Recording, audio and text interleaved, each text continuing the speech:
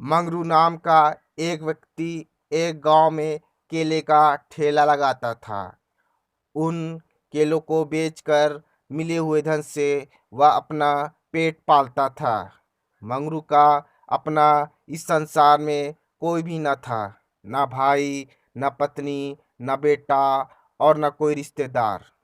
हाँ, इस गांव में उसका एक मित्र था जो पेशे से एक पंडित था, जिसका नाम मोहन था।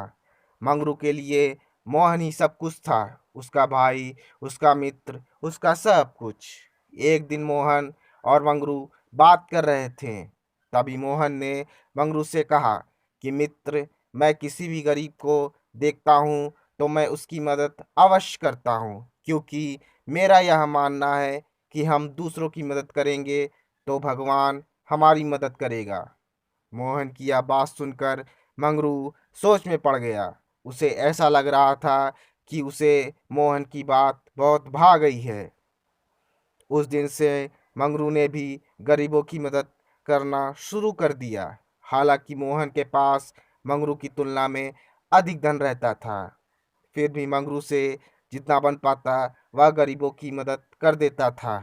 एक दिन मंगरू केले का ठेला लेकर शाम को गांव के रास्ते से गुजर रहा था। उसे एक व्यक्ति रास्ते में बेहोशी की स्थिति में मिला। वहां अगल बगल कोई भी न था। मंगरू हड़बड़ा के उस व्यक्ति के पास गया और उसके मुंह पर पानी के छींटे मारकर उसे होश में लाया। वह व्यक्ति होश में आया और उठकर खड़ा हो गया। मंगरू ने उस व्यक्ति से पूछा कि साहब, आप यहाँ पर बेहोश कैसे पड़ गए? तब उस व्यक्ति ने बताया कि वह गांव से शहर जा रहा था। तभी रास्ते पे दो चोर आए और उसके सिर पर डंडा मारकर उसे बेहोश कर दिए। उसके बाद उस व्यक्ति के साथ क्या हुआ उसे कुछ भी याद न था। उसने अपना जेब चेक किया तो सारे पैसे गायब थे। सारा पैसा लेकर चोर वहां से रफू चक्कर हो चुके थे। अब तो उस व्यक्ति के पास घर जाने तक के पैसे न थे। वे व्यक्ति मंगरू से बोला कि वो शहर से इस गांव में कुछ काम से आया था। अब तो उसके साथ ऐसा हादसा हो गया है, अब वह घर कैसे जाएगा? तब मंगरू ने उस व्यक्ति से कहा कि साहब, आप चिंता ना करें, मेरे पास कुछ पैसे हैं। आप इन पैसों को ले लीजिए और अपने घर चले जाइए। मंगरू ने अपने ठेले की कमाई से कुछ धन उस व्यक्ति को दे दिया और कुछ केले भी दे दिया और कहा, साहब जी, आपको भूख भी लगी होगी, यह केला आप ले लीजिए। वह व्यक्ति मंगरू के व्यवहार से बहुत खुश हुआ। उसने मंगरू का शुक्रिया किया और वहां से चला गया। दूसरे दिन मंगरू केले का ठेला लेकर फिर बाजार गया और शाम को ठेले को लेकर वापस आ रहा था। तभी उसका मित्र मोहन रास्ते में मिल गया। मोहन ने मंगरू से कहा, क्या हुआ मित्र, आज तुम बहुत चिंतित लग रहे हो? मंगरू ने कहा, हाँ मित्र, मुझे कुछ धन की आवश्यकता थी। मैं यह सोच रहा था कि अपने खेत को गिरवी रखकर बैंक से कुछ पैसे उधार ले लूं, ताकि अपने ठेले की जगह बड़ी जूस की दुकान लगा सकूं, जिससे मेरी आमदनी कुछ अधिक हो जाएगी। यह बात सुनकर मोहन ने बोला कि भाई, कुछ धन तुम मुझसे ले लो, मुझसे जितना बन सकेगा मैं तुम्हारी मदद कर दूंगा। मंगरू ने कहा, नहीं मित्र, तुम परेशान मत हो। दूसरे दिन मंगरू ने शहर जाकर बैंक से कुछ रुपए लोन ले लिया। मंगरू ने केले के साथ साथ अब जूस की दुकान भी अपने गांव में खोल ली। अब मंगरू की कमाई अच्छी खासी होने लगी। जहां एक ओर उसकी कमाई होती, वहीं दूसरी ओर वह अपने कमाई का आधा धन गरीबों को दान कर देता। कुछ दिनों तक ऐसे ही चला। धीरे धीरे मंगरू के धंधे की कमाई थोड़ी कम होने लगी। अब वह थोड़ा चिंतित हो गया। फिर भी उसने गरीबों की मदद करना नहीं छोड़ा। फिर कुछ महीनों बाद बैंक से एक नोटिस आया। उसमें लिखा था कि 10 दिनों के भीतर भीतर अगर उसने कुछ चंद हजार रुपए बैंक में नहीं जमा किए तो बैंक वाले उसके खेत की नीलामी कर देंगे। यह सुनकर मंगरू पहली बार अपने आप को अकेलापन महसूस करने लगा। तभी वहाँ मोहन आता है। मंगरू के लाख मना करने पर मोहन ने मंगरू को कुछ धन दे दिया, परंतु वह धन की संख्या बहुत ही कम थी।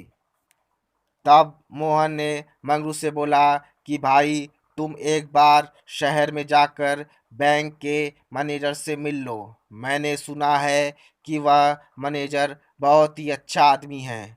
दूसरे दिन मंगरू शहर गया और बैंक के मैनेजर से मिलने की बहुत कोशिश की, परंतु वहां के चपरासी ने मंगरू को धक्के मारकर बैंक से बाहर कर दिया। बेचारा मंगरू निराश होकर घर वापस आ गया। उस दिन मंगरू ने चिंता के कारण भोजन भी नहीं किया था। वह मन ही मन भगवान से कह रहा था कि हे भगवान, आज तक मैंने किसी के साथ भी गलत नहीं किया है, तो मेरे साथ इतना गलत क्यों हो रहा है। तभी मंगरू के घर के दरवाजे पर किसी ने दस्तक दी। मंगरू ने दरवाजा खोला तो उसे वही व्यक्ति सामने खड़ा हुआ मिला जिसकी मदद उस रोज मंगरू ने की थी। उस व्यक्ति ने मंगरू को धन्यवाद बोला और उसे कुछ धनराशि दी और कहा कि उस दिन आपने बिना किसी भी स्वार्थ के मेरी मदद की थी। मैं शहर से इस गांव में कुछ काम से आया था। तभी मैंने यहाँ के लोगों से आपका पता पूछा तो उन्होंने बता दिया।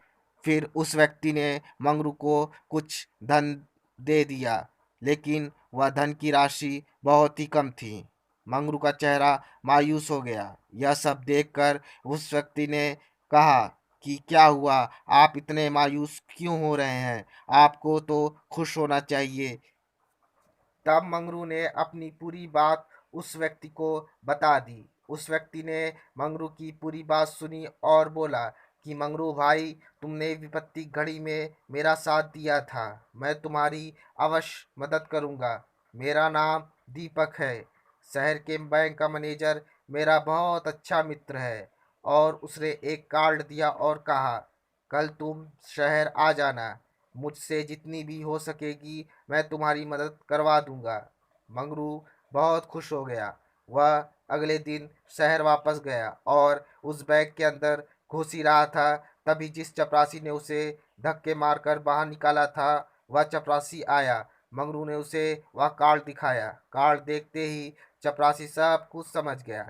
चपरासी ने मंगरू को मैनेजर के कैबिन में ले गया। वहां जाकर मंगरू हक्का बक्का रह गया, क्योंकि बैंक का मैनेजर और कोई नहीं बल्कि वही दीपक था। तब मंगरू ने दीपक से बोला, साहब, आप ही बैंक के मैनेजर हैं, तो आपने पहले मुझसे क्यों नहीं बताया? आपने मुझसे झूठ क्यों बोला? दीपक खड़ा हुआ और बोला, मंगरू मेरे भाई, अगर मैं तुम्हें यह बता देता कि मैं ही इस बैंक का मैनेजर हूँ तो तुम यहाँ तक कभी नहीं आते। मुझे पता है तुम्हें एहसान करने की आदत है, खुद पर एहसान करवाने की नहीं।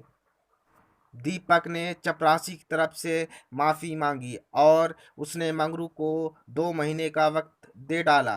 मंगरू ने 2 महीने के भीतर भीतर अपना पूरा कर्जा चुका दिया। इसलिए कहते हैं, अच्छा करने वालों के साथ हमेशा अच्छा ही होता है।